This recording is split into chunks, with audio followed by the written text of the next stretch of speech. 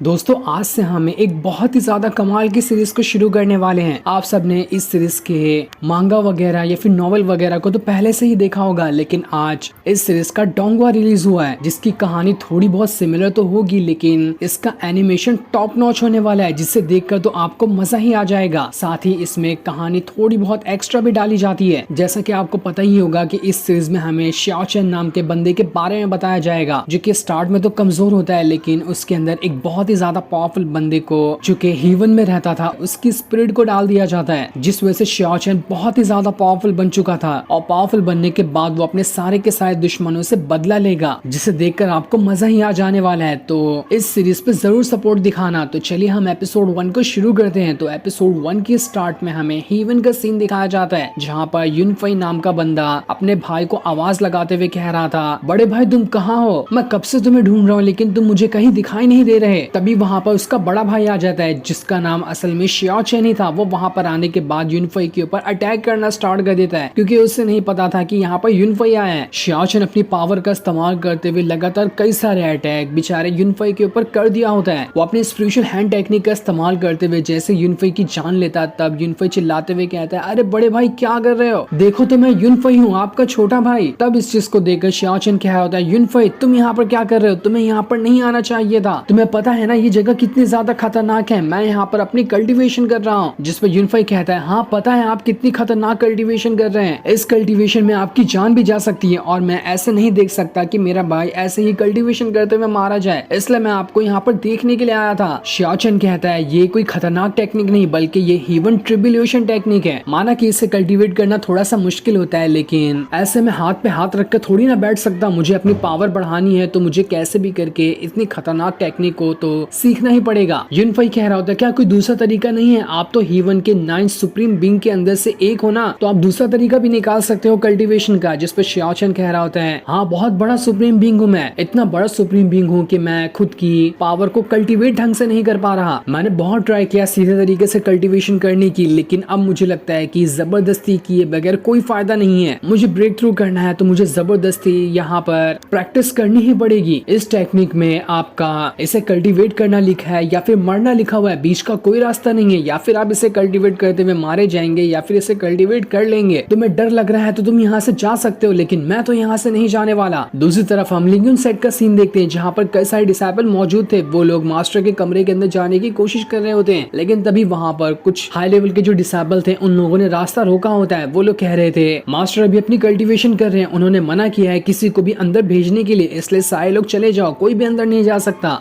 इसी बात को लेकर कुछ डिसेबल में तो वहाँ पर बहस हो जाती। वो लोग हाथापाई पे उतर आए थे, क्योंकि कुछ लोग अंदर जाना चाहते थे, लेकिन हाई लेवल के डिसेबल उन्हें अंदर जाने नहीं दे रहे थे। तभी अंदर से श्याओ चेन नाम का एक डिसेबल बाहर फिकाते हुए आता है। इस बंदे का नाम भी श्याओ चेन ही है और ये हमारा मेन लीड होने वाला है। डिसेबल वहाँ पर श्याओ चेन से कह रहे होते हैं, श्याओ चेन तुम्हारी हिम्मत कैसे हुई दीवार फान का अंदर घुसने की? आज हम तुम्हें यहाँ पर नहीं छोड़ने वाले, तुम्हें आज तो सबक सिखाना ही पड़ेगा। उसमें से लियू फेंग नाम का एक पावरफुल डिसेबल भी होता है, वही यहाँ पर श्याओ चेन को धमका रहा था। तब श्याओ चेन लियू फेंग से कह रहा होता है, देखो ये अंडरवेयर किसका है जिसमें ऐसे लाल लाल हार्ट बने हुए हैं। लियू फेंग जब अपने पैंट को देखता है तो उसे पता चलता है कि इसने तो मेरे अंदर से ही मेरा अंडरवेयर निकाल लिया। वो अपने साथियों से कह रहा था, पकड़ इसको, छोड़ना नहीं, इसकी खोपड़ी तोड़ेंगे आज। सारे लोग श्याओ चेन को पकड़कर उसे मारने की कोशिश कर रहे होते हैं और बाकी लोग तो लियू फेंग की ऐसी हालत देखकर हंसना शुरू कर देते हैं कि बड़ी बेइज्जती हो गई लियू फेंग की आज तो। लेकिन तभी वहाँ पर मास्टर आने के बाद सभी को शांत करा देते हैं, लेकिन फिर भी वो लोग नहीं रुकने वाले थे, इसलिए श्याओ चेन जैसे तैसे अपनी जान बचाकर वहाँ से भाग निकलता है, वरना लियू फेंग बाकी तो उसे आज नहीं छोड़ने वाले थे। दूसरी तरफ हीवन के अंदर जो श्याओ चेन होता है वो अलग अलग पोर्टल बनाते हुए पूरी दुनिया के अलग अलग जगह को देख रहा था। वो कह रहा होता है, वो कहता है, ये दुनिया तो मुझे काफी अलग लग रही है। मैंने सुना है कि हीवन के बाहर जो भी वर्ल्ड आते हैं उसमें से 3rd नंबर का सबसे पावरफुल वर्ल्ड ये अर्थ ही है, जहाँ पर मैंने अभी इन लोगों को देखा। यूनफी कह रहा होता है, तुम क्या कह रहे हो? मुझे कुछ समझ नहीं आ रहा, लेकिन मुझे बस इतना पता चल रहा है कि तुम स्पेस के अंदर अलग अलग जगह चीर चार कर पोर्टल बना रहे हो ताकि तुम नई नई चीजों को देख सको। श्याओ चेन कह रहा होता है, जाओ तुम्हारी बस की कुछ नहीं है, तुम बाहर जाकर जरा निगरानी रखो, क्योंकि मुझे डाउट लग रहा है कि किसी टाइम पे यहाँ पर एक्सकैलिबर और एम्पायर की बेटी आती होगी मेरी जान लेने के लिए, क्योंकि वो मेरे काफी बड़े दुश्मन है। अगर उनकी कोई खबर मिले तो मुझे तुरंत आके बता देना, तब तक कि मैं यहाँ पर क्या करना है वो देखता हूँ। जिसके बाद श्याओ चेन अलग अलग वर्ल्ड के अंदर ट्रेवल करना शुरू कर देता है ताकि देख सके कि क्या किसी वर्ल्ड में उसके जैसा पावरफुल कोई बंदा यहाँ पर मौजूद है क्या। लेकिन जैसे जैसे वो अलग अलग वर्ल्ड में ट्रेवल कर रहा होता है, वहाँ पर गॉड की आवाज आ रही थी जो शियाओ चैन से कह रही होती है, शियाओ चैन क्या कर रहे हो तुम यहाँ पर रूल के खिलाफ नहीं जा सकते, इसलिए वापस हेवन के अंदर आओ। तभी वहाँ पर एक्सकैलिबर और एम्परर की बेटी आ चुकी थी, जिन दोनों ने वहाँ पर युनफेई की हालत खराब कर दी होती है। उन्होंने उसे बहुत मारा था। वो लोग शियाओ चैन से कह रहे होते हैं अब तुम्हारी बारी है, तुम्हारी भी ऐसी ही हालत होगी। शियाओ चैन कहता है मुझे पता ही था कि तुम दोनों यहाँ पर किसी भी टाइम पे आते होगे, मैं तुम्हारे लिए पहले से ही तैयार था। वो जो दोनों बंदे होते हैं वो काफी ज्यादा पावरफुल है, उन्होंने अपने हेवन रेल्म को भी ब्रेक थ्रू किया हुआ है। शियाओ चैन कह रहा था तुमने जो युनफेई की हालत की है ना, उससे भी बुरी हालत में तुम्हारी करने वाला हूँ। जिसके बाद अब देखते ही देखते उन तीनों के बीच में काफी जबरदस्त फाइट शुरू हो गई थी। तीनों अपनी पावर का इस्तेमाल करते हुए एक दूसरे के ऊपर अटैक कर रहे होते हैं। उन दोनों के सामने शियाओ चैन यहाँ पर थोड़ा सा कमजोर लग रहा था। वो कितनी भी कोशिश क्यों ना कर ले, वो उतना खतरनाक अटैक उन दोनों पे नहीं कर पा रहा होता है, लेकिन फिर भी वो हिम्मत नहीं हारता, जिस वजह से उसकी हालत खराब हो रही होती है। इसलिए शियाओ चैन अब अलग अलग वर्ल्ड के अंदर पोर्टल के जरिए ट्रेवल करना शुरू कर देता है। उसका देखा देखी बाकी सारे लोग भी वहाँ पर आ चुके थे। एक्सकैलिबर शियाओ चैन से कह रहा होता है ये मेरे पास बहुत अच्छा मौका है तुम्हारी जान लेने का, तुम तो बहुत बुरे फंस गए, आज तो मैं तुम्हें यहाँ पर जिंदा नहीं छोड़ने वाला। लेकिन शियाओ चैन को तो इससे कोई फर्क नहीं पड़ रहा था। वो अपनी पावर का इस्तेमाल करते हुए उन दोनों के ऊपर अटैक करता है और जैसे उनका ध्यान भटकता है वो वहाँ से अलग ही वर्ल्ड के अंदर टेलीपोर्ट हो चुका था। उस पोर्टल के जरिए एम्परर की बेटी और एक्सकैलिबर ढूंढ रहे होते कि अब ये कौन से पोर्टल के अंदर चला गया, लेकिन तब उन्हें एक पोर्टल के अंदर शियाओ चैन दिखाई दे जाता है। एक्सकैलिबर जैसे ही उस पोर्टल के अंदर जाता है, वहाँ के जो पौधे ही थे इतने ज्यादा खतरनाक थे कि वो उसको निगलने को दौड़ रहे होते हैं। एक्सकैलिबर काफी ज्यादा उनसे बचने की कोशिश कर रहा था और अपनी स्वॉर्ड का इस्तेमाल करते हुए उसके रास्ते में जितने भी वो पौधे आ रहे होते हैं उन सभी की वो जान लेते जा रहा होता है, जिस वजह से वो आगे बढ़ पा रहा था। वरना तो वो पौधे उसे आगे ही नहीं बढ़ने दे रहे थे, क्योंकि वो पौधे उससे 100 गुना ज्यादा बड़ी हाइट में होते हैं। पर तभी कुछ पौधों ने मिलकर एक्सकैलिबर को वहां पर पकड़ लिया था। वो खुद को छुड़ा नहीं पा रहा होता है। इस मौके का फायदा उठाते हुए वहां पर शियाओ चैन आता है, जो एक्सकैलिबर के ऊपर काफी ज्यादा खतरनाक अटैक कर देता है। और जैसे उसके ऊपर अटैक हुआ था उस वजह से एक्सकैलिबर की हालत खराब हो जाती है और उसकी हालत खराब होने की वजह से वो पौधे अब उसके ऊपर हमला करना शुरू कर देते हैं। दूसरी तरफ एम्परर की जो बेटी होती है वो किसी अलग ही वर्ल्ड के अंदर जा चुकी थी, जो जगह पूरी रेगिस्तान जैसी होती है। शियाओ चैन वहां पर आने के बाद पीछे पीछे से ही एम्परर की बेटी को आवाज लगा रहा होता है। जैसे एम्परर की बेटी पीछे मुड़कर अटैक करने की कोशिश करती, शियाओ चैन वहां से भागकर दूसरे पोर्टल के अंदर घुस जाता है। इस वजह से तो एम्परर की बेटी के सारे अटैक बर्बाद होते जा रहे थे। साथ ही इससे वो बहुत ही ज्यादा फ्रस्ट्रेट हो चुकी थी कि आखिर शियाओ चैन कहाँ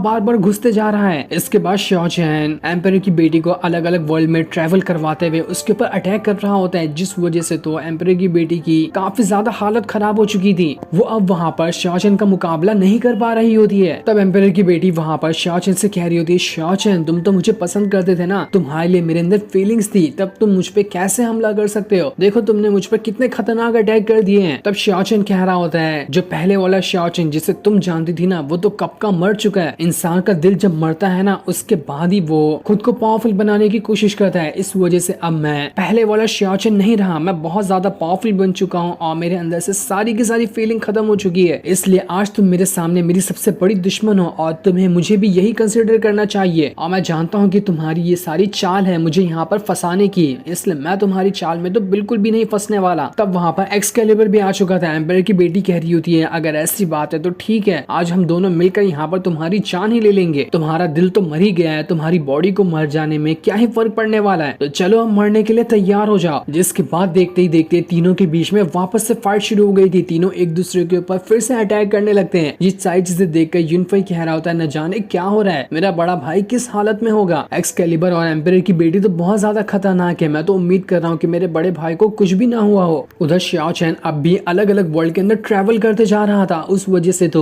एक्सकैलिबर और एम्परर की बेटी बहुत ज्यादा गुस्से में आ चुकी थी। उन्हें समझ ही नहीं आ रहा होता है कि यहाँ पे ये शियाओ चैन कर क्या रहा है, वो हमें खाली परेशान कर रहा है, सामने से आके अटैक तो कर ही नहीं रहा। दूसरी तरफ हम शियाओ चैन को देखते हैं जिसके पीछे अब भी फैंग और बाकी सारे लोग पड़े हुए थे। शियाओ चैन अब भी अंडरवेयर को लेकर भाग रहा होता है। वो लोग उससे कह रहे थे रुक जा यहाँ पर वरना आज हम तुम्हें जिंदा नहीं छोड़ने वाले। फैंग ने तो सीधा अपने बीस्ट को निकालकर शियाओ चैन की तरफ ही भेज दिया था ताकि वो शियाओ चैन की, लेकिन जैसे फैंग आगे बढ़ रहा होता बाकी लोग उसे वहां पर रोक लेते हैं और उससे कहते हैं ये शियाओ चैन फॉरबिडन एरिया के अंदर जा चुका है, वहां जाना किसी को भी अलाउड नहीं है, वो जगह बहुत खतरनाक है, वो वैसे ही वहां पर जाकर मर जाएगा, इसलिए तुम्हें वहां पर नहीं जाना चाहिए। शियाओ चैन फैंग को चिढ़ाते हुए कह रहा होता है देखो ये अंडरवेयर तो अभी भी मेरे पास ही है, क्या तुम बिना अंडरवेयर के ही घर पे जाओगे, हिम्मत है तो आओ और इसे ले लो। फैंग जैसे अंदर जाने वाला होता है उसके दोस्त लोग जैसे तैसे से उसे वहाँ पर करके रोक लेते हैं कि रुक जाओ, अंदर जाओगे तो तुम्हारा मरना तय है, इसलिए चलो यहाँ से, हम बाद में इस शाओ चेन से अपना बदला जरूर ले लेंगे। उनके जाने के बाद जैसे ही शाओ चेन आगे बढ़ा होता है फॉरबिडन एरिया के अंदर, वहाँ पर जानमिंग नाम की एक लड़की आ जाती है जो कि शाओ चेन की दोस्त है। वो उससे कहता है तुम यहाँ पर क्या कर रही हो, मुझे पता ही था कि तुम यहीं कहीं होगी। वो जानमिंग से कह रहा होता है तुम्हें पता है ना, मैं अपने सेट का टॉप 5 में आने वाला डिसाइपल हूँ, तो तुम्हें क्या लगता है कि तुम यहाँ पर मुझे आकर चुपके से डराने की कोशिश करोगी और मैं डर जाऊंगा? नहीं, ऐसा तो बिल्कुल भी नहीं होने वाला, मैं छोटी मोटी चीजों से बिल्कुल भी नहीं डरता हूँ। जानमिंग कह रही थी मैं यहाँ पर तुम्हें डराने नहीं बल्कि बचाने के लिए आई थी। लेकिन तभी वहाँ पर जो पानी होता है उसके अंदर से एक बहुत ही खतरनाक मॉन्स्टर की जीप बाहर निकल कर आ रही होती। उसे देखकर तो जैसे ही जानमिंग डरने वाली होती है, वहाँ पर शाओ चेन आ जाता है जो उस जीप से जानमिंग को बचा लेता है। शाओ चेन उससे कह रहा होता है तुम्हें खुद को बचाना चाहिए, ऐसे ही बदध्यानी में चलते रहोगे तो कभी भी तुम्हारे पर हमला हो सकता है। जानमिंग कह रही होती तुम किस लिए काम आओगे, तुम होना हर टाइम मुझे बचाने के लिए, और तुम्हें पता भी है कि आज कौन सा दिन है, आज तुम्हारा बर्थडे है। जिसके बाद शाओ चेन जानमिंग को घर लाने के बाद कह रहा होता है तुम हर साल मेरा बर्थडे याद रखती हो, मैं खुद अपना बर्थडे नहीं याद रख पाता, मुझे तो बस इतना पता चलता है कि मेरी जिंदगी के 1 साल और निकल गए, मैं तो बर्थडे वगैरह नहीं बनाता, लेकिन तुम्हारी वजह से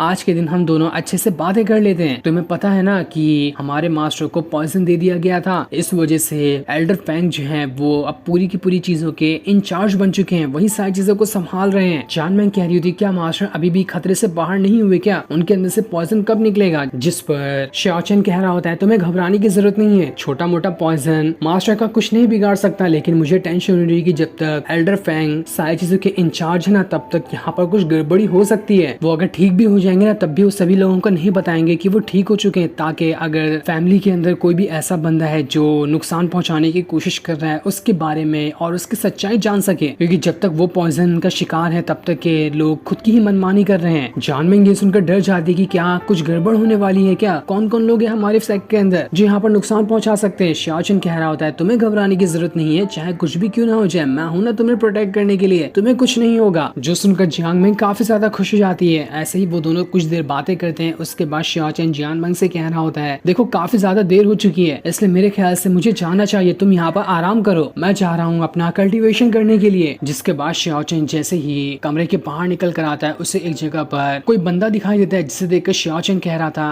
अरे मुझे नहीं पता था कि दुआन अभी भी यहाँ पर क्या कर रहा होगा। वहाँ पर दुआन के साथ एल्डर फेंग भी बैठा होता है, दोनों आपस में बातें कर रहे थे। वो लोग यही बातें कर रहे होते कि हमारे पॉइजन की वजह से अब भी वो मास्टर कैसे जिंदा बच चुका है, उसे तो मर जाना चाहिए था। वहाँ पर कुछ डिसाइबल भी मौजूद होते हैं। एल्डर फेंग कह रहा था दुआन से कि बस आप हमें ऑर्डर दो, अगर आप ऑर्डर देते हैं तो कल का सूरज वो कभी नहीं देख पाएगा। जिस पर दुआन कह रहा होता है अभी तक कि हमें पता नहीं है कि आखिर लॉस्ट सोल वैली और लेयान सेट का क्या प्लान चल रहा है, इसलिए हमें अभी कोई कदम नहीं उठाना चाहिए। शाओ चेन उन सभी की बातें सुनने की कोशिश कर रहा था, लेकिन ठीक तरह से वो उनकी आवाज नहीं सुन पा रहा होता है। दुआन एल्डर फेंग से कह रहा था बस आप जैसा जैसा मैं कहता हूँ ना वैसा वैसा करते जाओ, वो दिन दूर नहीं जब आप इस लिंगुन सेट के लीडर बन जाएंगे, आपके हाथ में पूरा का पूरा लिंगुन सेट आ जाएगा, बस आपको मेरी बात माननी है और आपका सारा काम होते जाएगा। सभी लोग दुआन के सामने ग्रीट करते हुए कह रहे होते आपका बहुत बहुत शुक्रिया हमारे लिए इतना सपोर्ट दिखाने के लिए, हम वैसा ही करेंगे जैसा आप कहेंगे। दुआन वहाँ पर एल्डर फेंग से ये भी कह रहा होता है कि मैंने सुना है तुम्हारे सेट के अंदर जानमिंग नाम की एक लड़की है, पूरे के पूरे 3 सेट हैं जो जानमिंग को लेने के लिए तैयार हैं, सभी उसकी पावर का इस्तेमाल करना चाहते हैं क्योंकि उसके पास जो है ना रेयर हीवनली स्पिरिट बॉडी है। शाओ चेन ये सुनकर एकदम ज्यादा घबरा जाता है कि आखिर ये लोग जानमिंग के बारे में क्या बात कर रहे हैं, कहीं ये लोग जानमिंग को कुछ नुकसान न पहुंचा दें। पर जैसे वो घबराया होता है इस बारे में दुआन को पता चल चुका था, वो सीधा वहां पर आकर कपी फेंक कर शाओ चेन को मारता है। वो कहता है इसने हमारे प्लान के बारे में सुन लिया, इसे यहाँ से जिंदा जाने मत देना। सभी डिसाइपल शाओ चेन के पीछे पड़ गए होते हैं, इसलिए शाओ चेन उनसे अपनी जान बचाकर भाग रहा होता है। साथ ही वहाँ पर जानमिंग भी आ चुकी थी जो